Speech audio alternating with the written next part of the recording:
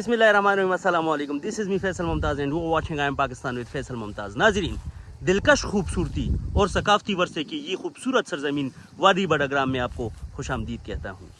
हज़ारा के हज़ारों रंगों में से एक खूबसूरत रंग और हमारी सकाफत का एक खूबसूरत मंजर इस व्लॉग में आपके साथ शेयर करने वाला हूँ। Stay with us, thank you very much.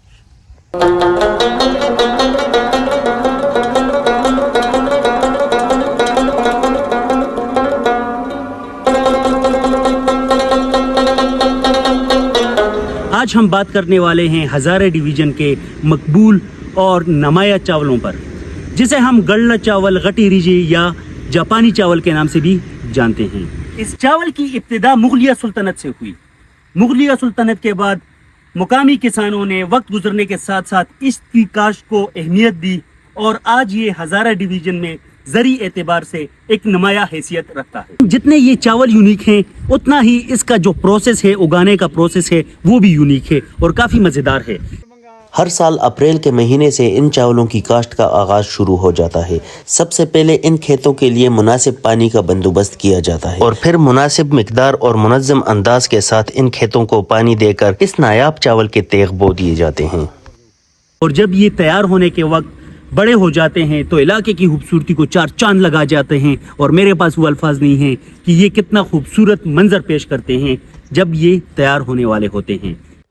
सितंबर के महीने तक ये खेत नहायत ही ज़बरदस्त और खूबसूरत सरसब्ज और शादाब मंजर पेश करते हैं और नवंबर के महीने में इस खेत की कटाई शुरू हो जाती है। अक्टूबर के महीने में इस चावल की फसल को काट कर इन्हीं खेतों में सूखने के लिए छोड़ दिया जाता है।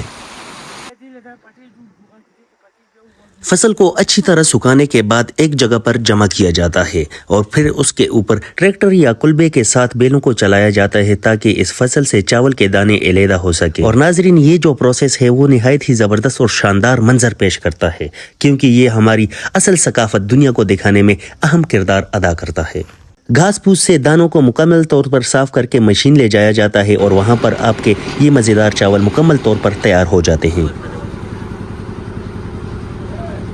इससे पराठे भी बनाते हैं। अच्छा, आटा भी इसका बनता है? आटा भी बनता है।